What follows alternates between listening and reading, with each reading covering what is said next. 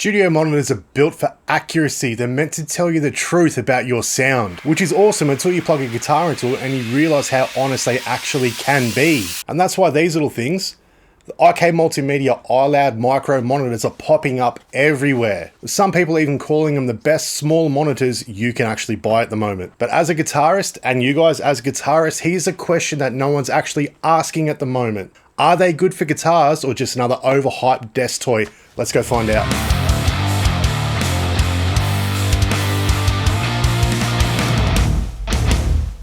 But before we go full nerd mode, let's set the scene properly because context matters with gear like this. These are not your $2,000 mastering monitors, they're not 8-inch speakers rumbling your walls, and they're definitely not made for mix engineers chasing sub-bass for EDM tracks. But they're for people like us, bedroom players, late night riff riders, YouTube guitar nerds, dudes with small home studios, guitarists. If in your rig you're running anything like a ToneX, a Quad Cortex, a Helix, one of the Ho-Tone pedals, or even running direct into your door using amp sims, these things are a godsend. I want to thank Jesus! This is exactly the world that these little things live in. You know the people I'm talking about, it's probably you. It's 11:45 at night, you should be sleeping, but you're thinking, oh, I might just test out one more IR. And then suddenly it's 2 AM and your partner hates you. But that is exactly where little things like this start to matter a lot. So what are these things, technically speaking? Obviously, they're little compact powered studio monitors by IK Multimedia. And the whole idea of them is so stupidly simple and brilliant. Proper stereo imaging in great sounding studio monitors that are barely the size of a Red Bull can. Ridiculous. Inside each one of these puppies, you get a 3-inch woofer, a 3/4-inch tweeter, bi-amped design, 50 watts, a bass port on the front of the nugget to increase your bass extension, and inbuilt DSP correction. And the DSP in this thing actually matters because it's basically the speakers correcting themselves in real time so they don't sound like glorified computer speakers. Winning! We win! On the back of these little weapons is where you'll find your volume knob, the RCA inputs, the speaker link cable, the power cable, high and low EQ option switches, an option for having your monitors mounted on a desk or on stands, and Bluetooth. These things can be used as Bluetooth speakers. Goddamn. And on paper, that all sounds really good, but specs don't mean a all unless they sound good and feel good to play your guitar through. So, my honest first impression the first time I turned these things on was confusion. I expected them to sound fine, good for the size, sort of fine, and I knew they were cute little diminutive desktop speakers, but they don't sound cute, they sound weirdly serious and professional. It's almost like someone shrunk a set of proper studio monitors in the wash. And I've been lucky enough, or unlucky enough, I guess, to use a whole bunch of small speakers in my size, ranging from KRKs, Behringers, PreSonus, the little Mackie ones, down to the little Bluetooth speakers that sound like it's coming out of a wet sock. And the one thing that I've learned about all those monitors is they start to fall apart the moment you push the low end a bit. That's when I started asking the real questions. Why, as guitarists, should we care about these little things at all? Because, and I'll let you in a little secret, come here. This is where most of your tone problems live. Guitarists don't do the same thing that producers do.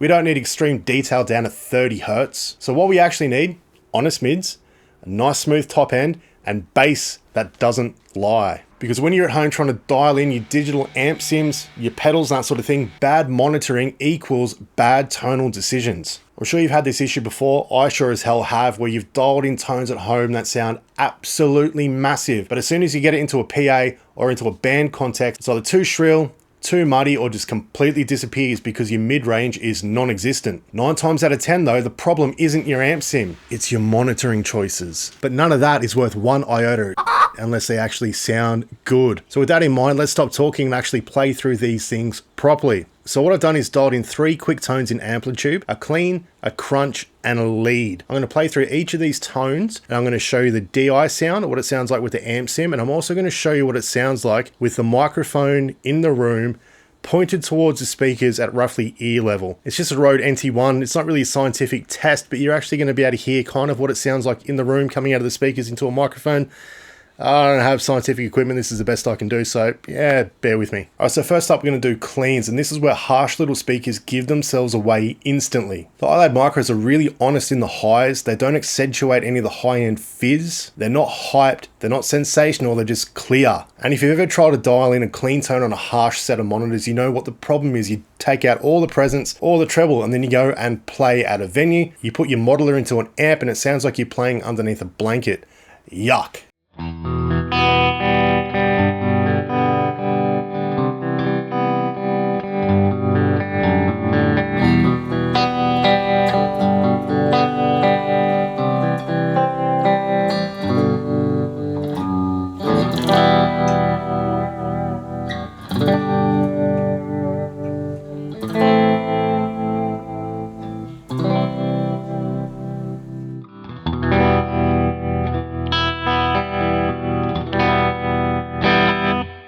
Alright, so this is what arguably matters most, some nice chunky riffage. So what I'm listening for here is pick clarity, how tight your palm mute sound, whether the low end gets all flubby and stays controlled, and the thing that surprised me the most about these little nuggets is the low end does not fall apart.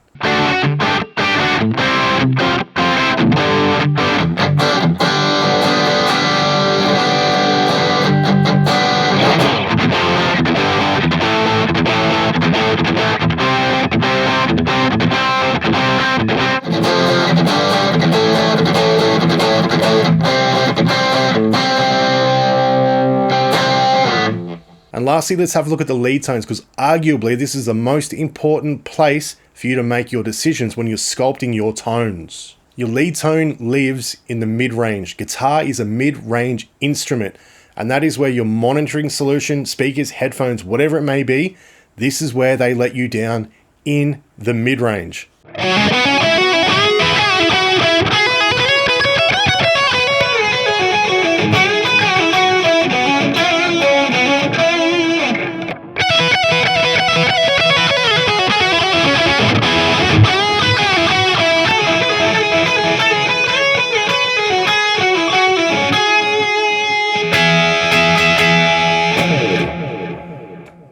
Surprisingly though, these little things fill the room really, really nicely. They're very present, they're very clear, they're very detailed in the mid-range, which is exactly what you want as a guitarist creating tones. They allow you to make informed decisions on what you're creating in the space where your guitar is going to live naturally, the space that's going to make it cut through in a dense mix.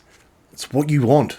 Alright, so the $1 million question that I know everyone's going to be busting to know is, do they have enough bass? Short answer, yes. Long answer, yes, but intelligently. These little things don't provide you with fake bass. They don't do that pleasing smile curve where they accentuate the top end and the bass and they just cut the middle out of it. But what they do is give you usable low-end information for you to craft the perfect axe tone. Think of it like this, it's a nice tight 212 instead of a boomy oversized 412 cab. And with a speaker this size that's usually on your desk sitting right next to your ear, that is probably what you actually want and need. And this is where these things start to make a whole lot of sense. They absolutely shine in real world setups. Untreated room, small desks, bedroom setups, content creator desks tucked away in the corner of your living room, teaching spaces, if you're filming YouTube stuff, running backing tracks, or just jamming quietly. The size to performance ratio on these little excellent nuggets of pure audio goodness are ridiculous. And for all my married brothers and sisters out there too, these are actually relationship savers because A, they're not stupid loud. They do get loud, don't get me wrong, but they're not dumb loud, and they take up no room on a desk. So without your living room turning into a guitar center, you can have a monitoring solution that doesn't take up any room. Winning! So here's why I think guitarists will actually love and use these things. They translate your tone really, really well. They don't exaggerate the top end, equaling fizz, so you're not going to roll out a whole bunch of top end that you don't need to. They stay nice and tight for your chuggy high gain stuff. They're genuinely compact and they're stupidly simple to use. Let's not downplay the translation stuff though, because at the end of the day, if your tone sounds good through these, 9 times out of 10, they're going to sound good anywhere you play, and that's what we want. And just to keep it transparent and open and honest, here are the downsides that I've found with these. They're not magic. They're not going to produce sub bass for your EDM bangers or your dance tracks. They also haven't got the frequency spectrum that you would have on a larger set of monitors with a sub. So if you're expecting ultra clear, ultra detailed mixes, if you're doing stuff like orchestral scores, these may be not for you. IK do make a bigger version of these, but the little ones, yeah, no, maybe not. But for guitarists, they're incredibly dialed in. The stereo imaging on these is really, really impressive. I haven't really noticed an issue with the angle of listening, so I can move around my room in my seating position and there's not like, you know, there's a large sweet spot. The sweet spot's big. That's what I should have said first. Also, they do this really, really weird thing, which is actually really cool, where the sound sounds like it's coming from like directly right in front of you, hitting you dead in the forehead. Stereo imaging is still nice and wide, but all the stuff that's dead up the middle, vocals, kick drum, snares and that are just bang, right in the middle. But are they actually worth it for how much you pay for these things? And this is where it gets dangerous because they're more expensive than the smaller, cheaper monitors on the market, but they're cheaper than the larger brethren as well. They sit right in the middle. The middle ground is kind of where most guitarists tend to want to live anyway. Unless you're a mix engineer, you don't really want or need super detailed mix engineer spec monitors and that. All you want is a good set of speakers that represent your tone accurately and let you make informed decisions about the tones you are creating on the products that you use. These things. So to wrap this up though, if your world is amp sims, digital amp pedals, plugins, recording in a bedroom, YouTube content creation, podcasts, these things make absurd sense. They're small, they're honest, they sound great, and they're affordable. But most importantly though, they do not feel like a compromise, and that is important. All right, legends, thanks for tuning in. If you're building a home studio right now, the IK Multimedia Portable Guitar Studio Bundle is very, very interesting. Stay tuned though, because we're going to have more videos on all the products that are in the bundle, all the software, and at the end of it, we're actually going to record 1, 2, or 3 songs using only the gear that comes in that bundle and one affordable microphone. So if you want real world gear advice from someone who doesn't sniff corks or procreates with arachnids, stay tuned because this channel is for you. Thanks, legends. Peace out, and I'll see you next time. Goodbye.